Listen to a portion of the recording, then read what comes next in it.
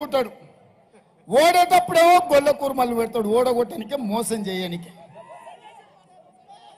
వెనకాల గూడు పుటాని జరుగుతుంది బిడ్డకి బెయిల్ కావాలంటే భువనగిరిలో బీఆర్ఎస్ బీజేపీకి మద్దతు ఇవ్వాలంట అదే విధంగా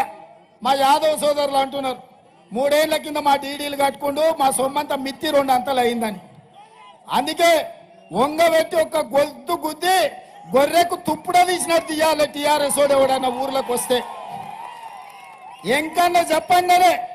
ఒక్క నిమిషం కూడా ఆలోచన చేయలే మొదటిసారి ఎమ్మెల్యే అయినా టికెట్ అప్పుడు ఎంకన్ననే చెప్తే బీర్లా ఎల్ఐకు టికెట్ ఇచ్చినాం 50,000తో గెలిపించింది గెలిచిన తర్వాత నా దగ్గర నాకు కుర్వ సోదరులు అన్నదమ్ముల లాకుంటారు యాదవులు నాకు బాగుంటారు నువ్వు విప్పి ఇయ్యాలే ఆయనకు బుగ్గకారు ఇయ్యాలన్నాడు ఎంబడే విప్పించి బీర్లా ఎల్ఐకు బుగ్గకారు ఇప్పించి పంపించిన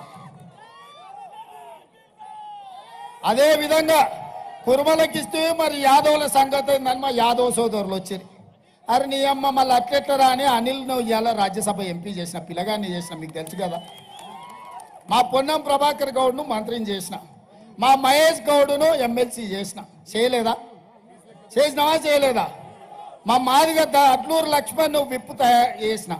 మా రామచంద్ర నాయకును విప్పేసిన ఏ లేదా మిత్రులారా మా ఆది శ్రీనివాసును మున్నూరు కాపును విప్పు చేసిన ఇంతకంటే సామాజిక న్యాయము బలహీన వర్గాల కోసం అండగా నిలబడేటోళ్ళు ఎవరన్నా ఉన్నారా అని నేను అడుగుతున్నా మిత్రులారా అదే విధంగా ఇవాళ పాల్వాయి రజనీ కుమారి మీ నకరేకల్ ప్రాంతము పబ్లిక్ సర్వీస్ కమిషన్ లో మెంబర్ చేసినాం ఇవాళ మీ మాదిగ బిడ్డ సర్వే సత్యనారాయణ బిడ్డ ఇవాళ సిఎంపీసీలో ఐఏఎస్ ఆఫీసర్ గా ఉన్నది ఇవాళ పక్కనున్న సిరిసిల్ల రాజయ్యను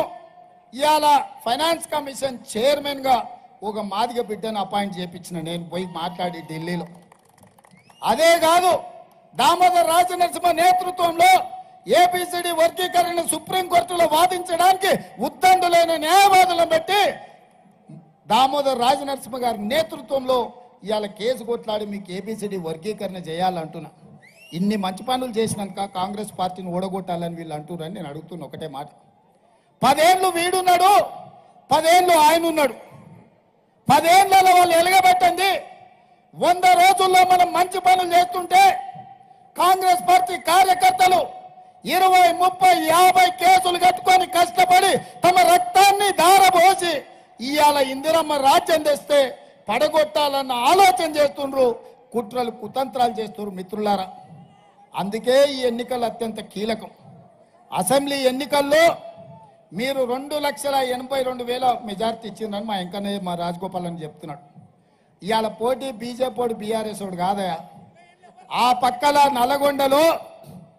ఉత్తమ్ కుమార్ రెడ్డి గారు జానారెడ్డి గారు ఉన్నారు మరి పక్కన కోమటిరెడ్డి వెంకటరెడ్డి గారు కోమటిరెడ్డి రాజగోపాల్ రెడ్డి గారు ఉన్నారు వీళ్ళిద్దరూ డబుల్ ఇంజన్ కాంగ్రెస్ కు రాజగోపాల్ వెంకటరెడ్డి కాంగ్రెస్ కు డబుల్ ఇంజన్ ఇవాళ డబుల్ ఇంజన్ మాట ఇచ్చింది 3 లక్షల మెజార్టీ తెచ్చి చామల కిరణ్ ఇవాళ ఎంపీగా ఎన్నుకుంటామని చామల కిరణ్ అత్యధిక మెజార్టీతో గెలిపించండి మీ మూసీ ప్రాజెక్టు పూర్తి చేసే బాధ్యత 50,000 కోట్లతో మూసీ ప్రక్షాళన చేసి నల్గొండ జిల్లాకు కాలుష్యం నుంచి విముక్తి కలిగించే బాధ్యత నాది గంధమల్ల ప్రాజెక్టును పూర్తి చేసే బాధ్యత నాది బ్రాహ్మణ వెళ్ళి ఎంకన్న సొంతూరులో ప్రాజెక్టును పూర్తి చేసే బాధ్యత నాది ఎస్ఎల్బిసి 2005లో ఎంకన్న రాజశేఖర రెడ్డి గారితో కొట్లాడి తీసుకొచ్చిండు 34 కిలోమీటర్లు మొత్తం సొరంగం దువ్విండు ఇంకా 10 కిలోమీటర్లు దువ్వితే పూర్తయ్యేదాన్ని దరిద్రుడు 10 ఏళ్ళ నుంచి తవ్వకుట్టి ఇడిచిపెట్టాడు ఇవాళ నల్గొండ ఫ్లోరైడ్ ఎవరి పాపం నీ పాపం కాదా 10 ఏళ్ల కింద ఒకవేళ తెలంగాణ రాగానే ఎస్ఎల్బి పూర్తి చేసి ఉంటే 3 లక్షల ఎకరాలకు సస్యశ్యామలమై ఫ్లోరైడ్ భూతం శాశ్వతంగా భూస్థాపితమైతుండే ఎస్ఎల్బిసిని పండబెట్టింది నువ్వు కాదా సన్నాసుడా అని నేను అడుగుతున్నా పిలాయి కాలువ గురించి మా అనిల్ అంటుండు బునియాది కాలువ గురించి మా అనిల్ చెప్తుండు ధర్మారెడ్డి కాలువ గురించి మా అనిల్ చెప్తుండు పిలాయిపల్లి చెప్పిన దిండి ఈ ప్రాజెక్టులన్నీ మరి పూర్తి చేయాలి. 4.5 ఏళ్ళు మనమే ఉంటాం కదా మిత్రులారా. ఇప్పుడు ఎన్నికైంది అయితే 4.5 ఏళ్ళు కదా. మరి 4.5 ఏళ్ళలో ఇవన్నీ పూర్తి చేయాలంటే మీ తరఫున కొట్లాడే సిపాయి ఒకటి ఉండాలనా? అనుమతులు తేవాలంటే పార్లమెంట్లో మాట్లాడేటోడు ఉండాలనా? ఇప్పుడు గోపాలాన్ని ఇక్కడనే ఉండే, ఇంకా ఇక్కడనే ఉండి నాతోని కుడి భుజం ఎడం భుజంగా. మరి ఢిల్లీకి మీ తరఫున సిపాయిని పంపించాలనా లేదా? మరి పంపించాలంటే శ్యామలకిరణ్ 3 లక్షలతో గెలిపించాలనా లేదా? అప్పుడు ఏమైతుంది? డబుల్ ఇంజన్ కాదు, ట్రిపుల్ ఇంజన్ సర్కార్ అవుతుంది భువనగిరికి. ఈ ట్రిపుల్ ఇంజన్ మీ భువనగిరి సమస్యలు తీరుస్తుంది.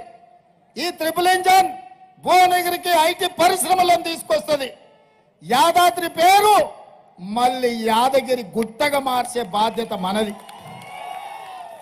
ఆనాడు ఆటోలు పైకి పోకుండా కార్లున్న దొరలే పోవాలంటే